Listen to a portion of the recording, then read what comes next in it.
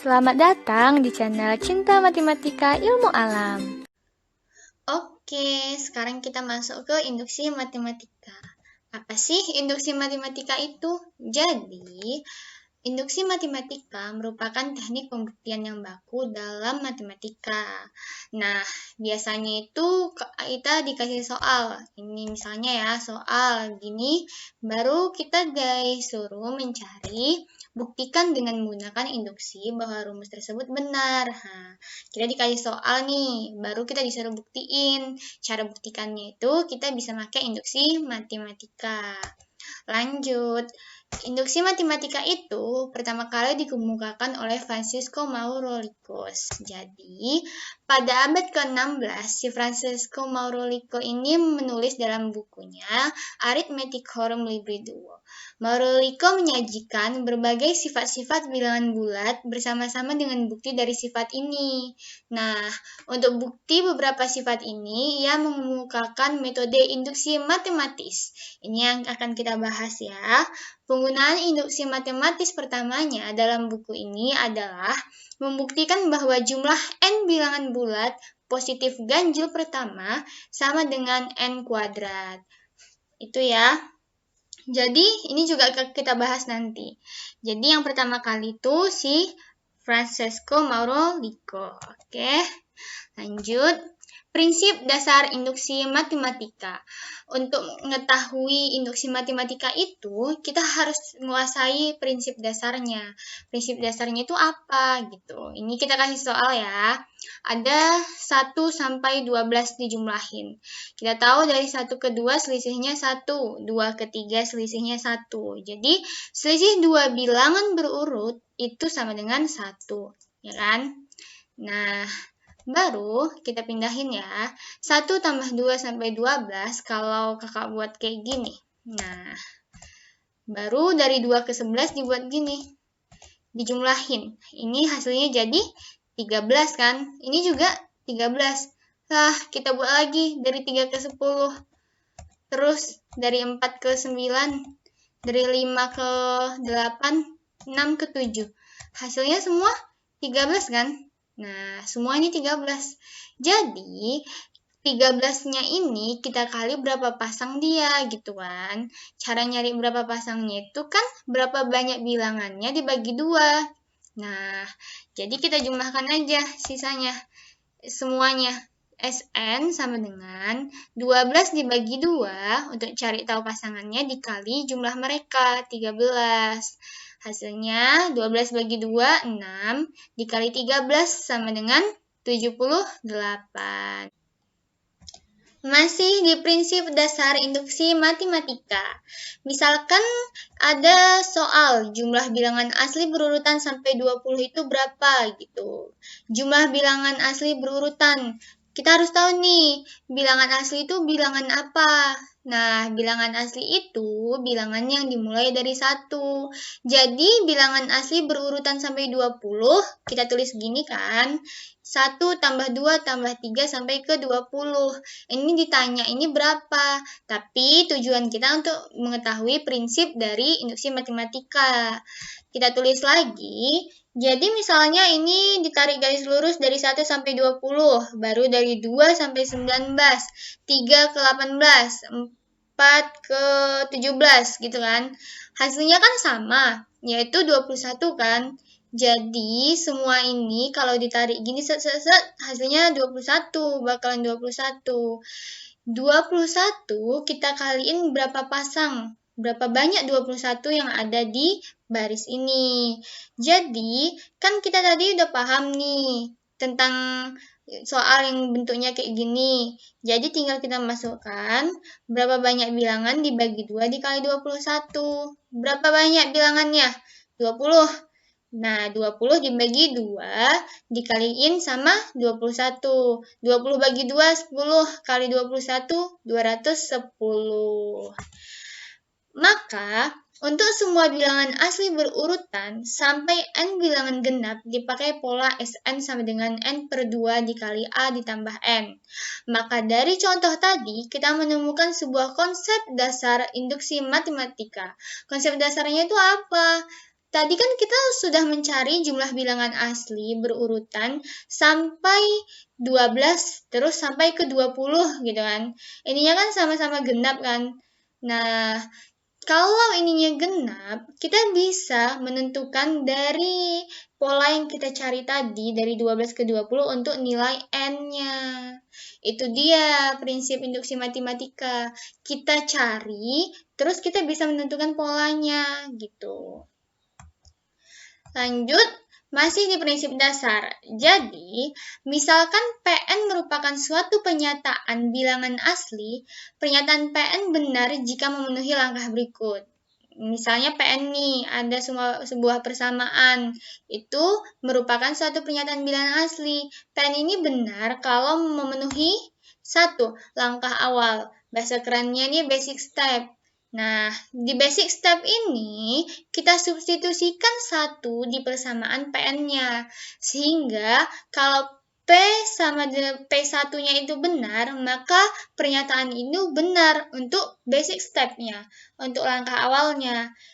Dan yang kedua, ada langkah induksi, induction step. Itu bahasa kerennya ya. Jika PK benar, nah kalau PN tadi itu kita ganti jadi K, maka N-nya kita ganti jadi K, jadi kan PK tuh. Nah, jika PK-nya benar, maka PK tambah 1 benar juga kan? Untuk setiap bilangan K itu bilangan asli. Nah, ini ya, harus memenuhi langkah awal dan langkah induksi.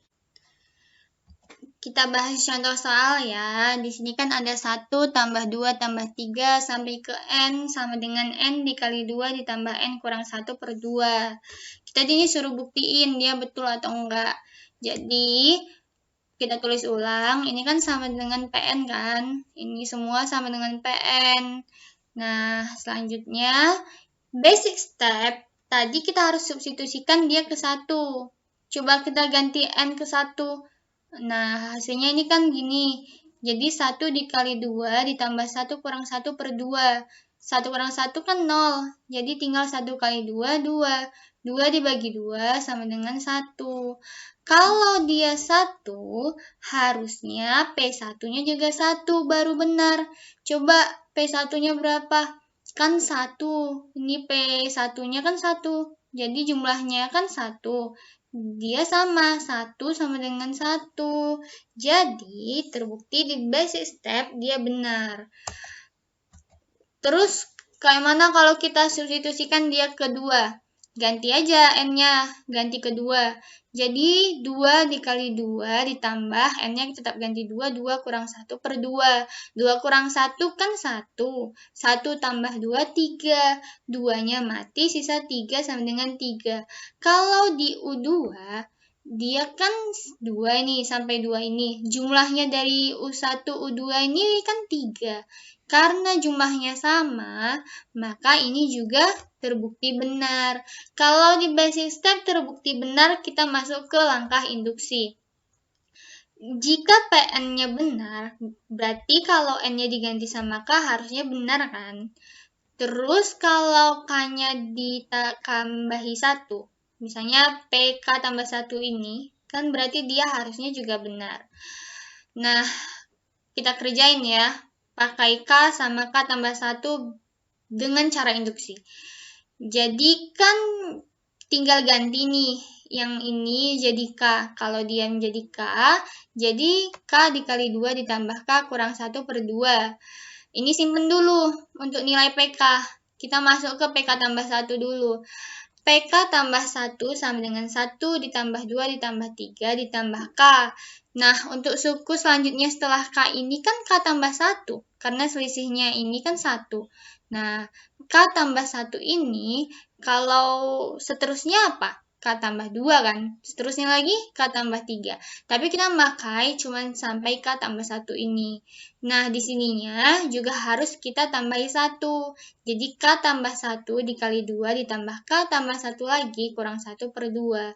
Maksudnya ini K-nya ini atau nilai N-nya ini kita ganti jadi K tambah 1 gitu ya. Nilai N-nya kita gantiin jadi K tambah 1. Lihat, perhatiin. N kita ganti jadi K tambah 1. N di sini kita gantiin jadi K tambah 1 gitu ya. Terus, ini bagian paling pentingnya. Kita lihat lagi simpen kita ini, yang kita simpen tadi. 1 tambah 2 sampai K ini sama dengan ini kan. Lah, lihat. Ini berarti sama-sama ini kan. Bisa kita gantiin dong. Tinggal kita substitusikan. K dikali 2 ditambah K kurang 1 per 2 ditambah K tambah 1 sama dengan K tambah 1 dikali 2 dikaliin K tambah 1 kurang 1 per 2. Samakan penyebut. Tinggal jumlahin. Di sini kita sederhanakan yang atasnya. Kalau ini disederhanakan, satunya kan habis, sisa tinggal 2 ditambah K. Jadi K tambah 1 dikaliin 2 ditambah K, gitu ya. Terus ini sudah kita samain penyebut, atasnya bisa sederhanain, gabung. Nah, ini 2 dikurang 1 kan positif 1. K-nya tinggal, jadi tinggal K dikali 1 ditambahin K, ditambah 2K ditambah 2. Terus, yang ini tetap turunkan ke bawah. Yang penyebutnya mati. Penyebutnya mati, sisa apa? Sisa K dikali 1 ditambah K ditambah 2K tambah 2 sama dengan K tambah 1 dikali 2 ditambah K. Kaliin ke dalam, yuk. K dikali 1 K. K dikali K, K kuadrat. Ditambahin 2K ditambah 2. Sama dengan K dikali 2, 2K. K dikali K, K kuadrat. 1 kali 2, 2. 1 kali K, K. Gitu. Tinggal urutin dari pangkat tertinggi ke pangkat terendah. K kuadrat ditambah K-nya berapa? 1 ditambah 2, 3 kan? Jadi 3K ditambah 2. Sama dengan K kuadrat. K-nya berapa? 2K ditambah 1K, jadi 3K ditambahin 2. Dapat kesimpulan bahwa yang di kiri sama dengan yang di kanan. Berarti teruji dengan cara induksi bahwa rumus ini benar. Nah, lihat. Di sini ada gambar domino. Kalau satu ini kita jatuhin, semua jatuh. Ternyata efek domino ini ada di dalam induksi juga. Maksudnya, induksi matematika ini memiliki sifat efek domino. Jadi saat PK-nya itu benar, maka PK tambah 1 kan benar. Lah, kalau gitu PK tambah 2 juga benar. Dan seterusnya. Jadi, inilah yang membuat dia memiliki efek domino. Domino ini ya. Nah, dalam prinsip induksi matematika ada efek domino ya. Kita masuk ke contoh soal. Di contoh soal ini ada buktikan dengan induksi matematika bahwa jumlah n bilangan ganjil positif pertama sama dengan n kuadrat. Gak dikasih tahu deretnya itu apa, tapi dikasih tahu hasilnya sama jumlah n bilangan ganjil positif yang pertama. Jadi kita harus tahu dulu bilangan genap itu bilangan apa. Bilangan genap itu bilangan yang habis dibagi 2. Jadi bisa kita buat 2n kan. Nah, kalau gitu bilangan ganjil bilangan apa? Bilangan yang bukan kelipatan 2 kan? Jadi bilangan ganjil adalah bilangan yang bukan kelipatan 2. Bilangan yang bukan kelipatan 2 itu kan ada 2n tambah 1 atau 2n kurang 1. Jadi kita di sini yang kita pakai itu adalah 2n dikurang 1. Kenapa kita pakai yang 2n dikurang 1? Kalau kita pakai 2n kurang 1 ini, kita bisa dapatkan untuk nilai 1. Jadi kita substitusikan 1 ke dalam n ini kan jadi 2 kali 1 kan 2. 2 kurang 1 sama dengan 1 kan. Tapi kalau kita substitusikan ini hasilnya biar 1, kita harus substitusikan 0 ke dalam n sini. Kalau kita substitusikan 0, ada nggak 0? Gitu pertanyaannya. Nggak ada kan? Jadi kita ambil yang 2n kurang 1. Jadi, Karena dia bilangan ganjil positif yang pertama sama dengan N kuadrat, bilangan ganjil positif kan dimulai dari 1 karena dia yang pertama. Jadi 1 ditambah 3 sampai 2N kurang 1 sama dengan N kuadrat.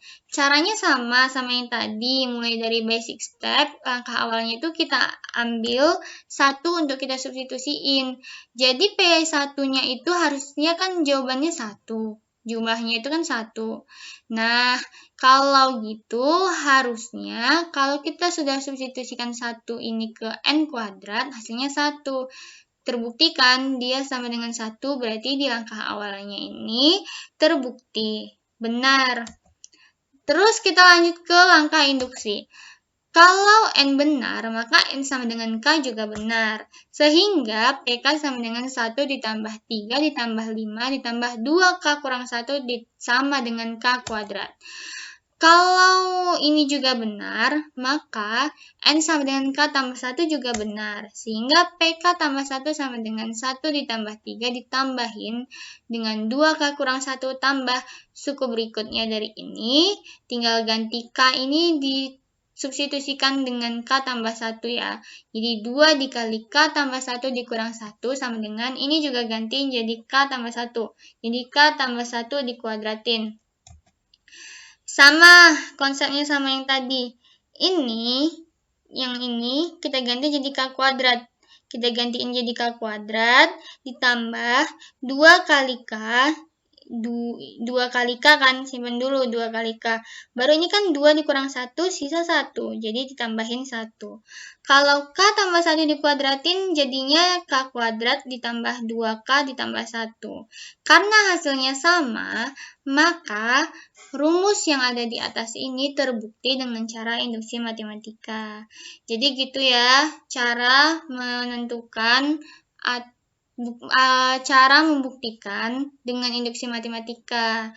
Kalau ada pertanyaan, tanya aja di kolom komentar ya. Silahkan tulis materi yang ingin dipelajari di kolom komentar ya. Jangan lupa subscribe, share, and like video ini. Assalamualaikum.